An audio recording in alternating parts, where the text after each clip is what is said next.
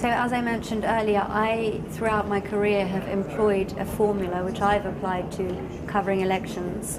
And I believe that this formula, because it's so basic and it covers every aspect of an election in terms of prior to the election and in the run-up, on the election day itself and the aftermath, it covers every single aspect. And also, having worked for an agency, it was very important for us to be able to provide these elements that others didn't necessarily have access to even. So we had several different sections which we covered. The first one was the profile of the presidential candidates to provide an idea for the audience and readers in terms of who it is that they're dealing with. The second step was the preparation and the campaigns in the lead up to the elections. We also had a mood piece to get an idea of what the mood of the country was in the run up to the elections. I think one of the most fascinating would have to be the features, which certainly focuses on the different communities and sort of raises the question of who they'll be voting for and what's interesting for them in the run up to the poll. In addition to that, we had obviously the election day itself and the results.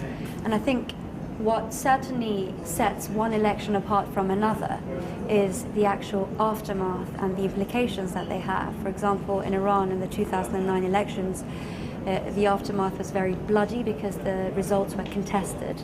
So I think it can either be a very smooth transition or you can have opposition to the results. So that if you go through that formula step by step, I think all the various points are covered. I think having worked in a country where it is certainly a challenge for journalists to work, it's important to be able to primarily expand your sources. So even if you yourself don't have access to something, there was a point in Iran where journalists were not permitted onto the streets. So we had to find sources who could go so that we could get primary information out of them. That was one aspect. The other aspect that we discussed was certainly the increasing use of social media. And again, that's something that's going to require expert opinion because a lot of mistakes are being made. And the point that I made is I feel that this is an addition to our profession as opposed to a replacement. So for those working in challenging environments is accessing more sources that they can use for primary information and also relying partially on social media.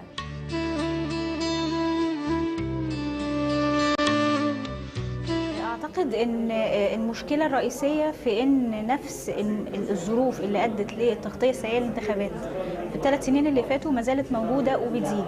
حالة الاستقطاب السياسي زادت وزادت بشكل إن الاستقطاب والصراع السياسي بقى مكانه في الشارع، وبالتالي هيبقى فيه تحديات أمنية كبيرة جدا أثناء تغطية الانتخابات، لأن هيبقى فيه هناك خوف من حدوث ممكن أحداث عنف أثناء الانتخابات. ده هيخلي مهمة الصحفيين أصعب بكتير من الأول.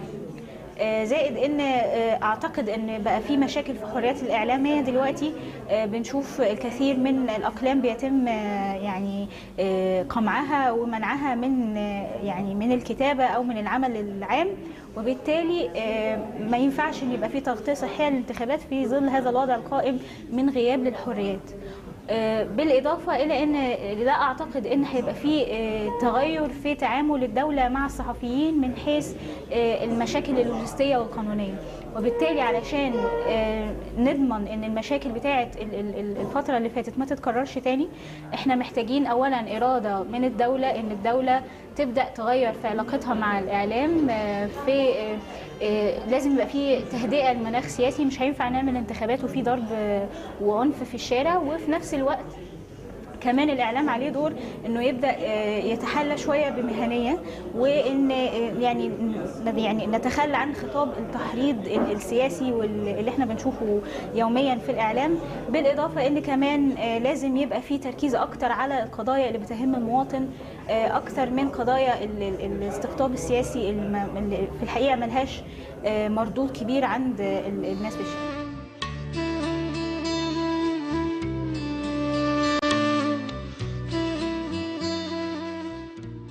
من أكبر المشكلات التي يواجهها الصحفيون في لبنان في تغطية الانتخابات هي الاستقطاب السياسي، وأكثر من ذلك الطائفية السياسية، فالانحياز إلى طائفة معينة أو حزب معين تابع لطائفة معينة يلون شكل الانتخابات، وهناك محاذير كثيرة للصحفيين يعني ما تتخطوا الخطوط الحمر الآتية، لأنه يمكن فيها خطورة شخصية، أو ربما يعني تؤثر على القصة أو الريبورتاج الذي سيبث في هذه الوسيلة الإعلامية. رغم التعددية والتشتت السياسي، لكن هناك يعني قواسم مشتركة بالنسبة للأخلاقيات الإعلامية والمهنية في تغطية الانتخابات، مثلا الدقة في نقل الخبر، المعلومة، التوازن، الحياد بقدر الإمكان، عدم الانزلاق في يعني متاهات لا دخل لها بالانتخابات، والتركيز على الآلية المتبعة في الانتخابات، المرشحين، الأحزاب، البرامج السياسية.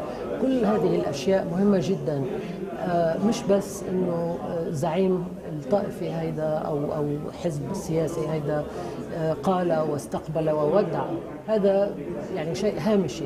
المهم من أين حصل على الموارد المالية، كيف صرفها، الإعلانات السياسية، الإعلام خلال الانتخابات ما دوره. يعني في على عدة أصعدة يمكن التركيز على التغطية المهنية المضبوطة.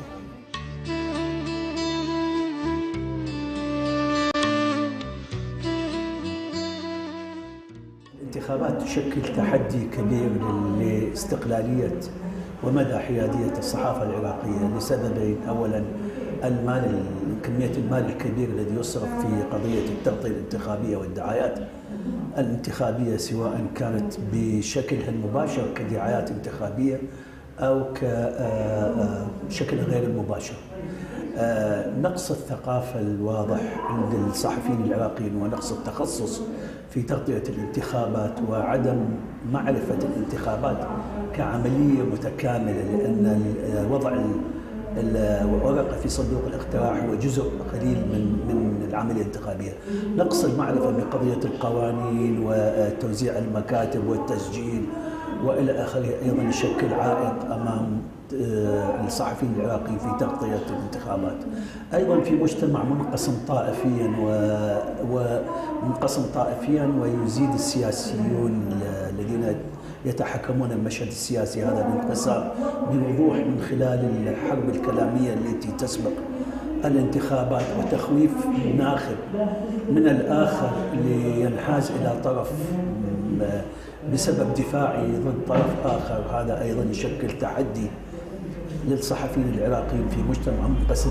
الحفاظ على الاستقلالية والحيادية يكون صعب جدا في هذا المجال، ولكن هذا لا يمنع من أن الصحافة العراقية حاولت إلى حد بعيد وخاصة المستقل منها التمسك بنوع من المهنية الواضحة بعكس وجهات النظر المتعارضة في شكل أو بآخر، والمناظرات التلفزيونية ذات الطابع المختلف، لأن هناك حاجة عند المستمع للاستماع أو لمعرفة اختلاف الآراء بعد فترة طويلة 35 سنة من السماع لطرف واحد. هذه المشهد الحالي.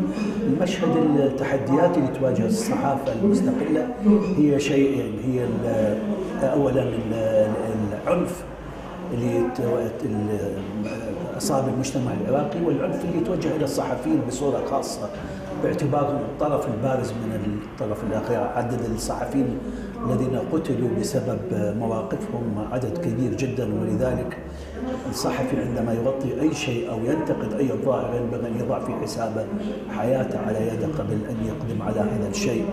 الشيء الثاني هو الفساد الموجود في السلطة، واللي بدأ الآن كثير من الأنظار تتوجه نحو الفساد باعتباره التحدي الثاني والموازي للتحدي العنف والمتداخل مع التحدي العنف هو الفساد الموجود في الدولة، والاثنين هم يتداخلون. الفساد والعنف أصبحوا يتبادلون الأدوار، بحيث أن الفساد هو جنة العنف والعنف هو جنة الفساد. اثنين هم يتداخلون في مواجهة هذه الحقيقة الصحفي يواجهها في مجال الحصول على المعلومة والمواجهة السياسيين الفاسدين في هذا المجال. هذا التحدي الآخر. التحدي الأهم الآن هو الذي برز إلى الساحة من خلال المظاهرات في الفترة الأخيرة، وهو التفاوت بين مستوى الناخبين والمنتخبين. أعضاء مجلس النواب والرواتب العالية والمخصصات العالية التي برزت في الفترة الأخيرة وأصبحت موضوع حديث الشارع، هذا التفاوت يجعل ثقة الناس بالبرلمان وبالانتخابات أضعف بكثير.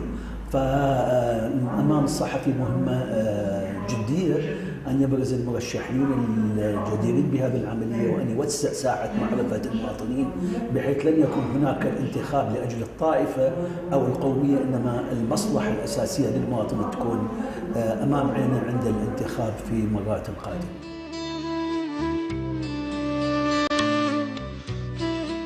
في صعوبة بالنسبة للصحفيين اللي عم بغطوا مناطق ما فيها حرية تعبير كبيرة أو ما في وصول للمعلومات، ولكن في عدة عوامل فيها تساعد الصحافي على أنه يعمل تغطية مقبولة نوعا ما أو تعكس رأي الناخب بشكل ما.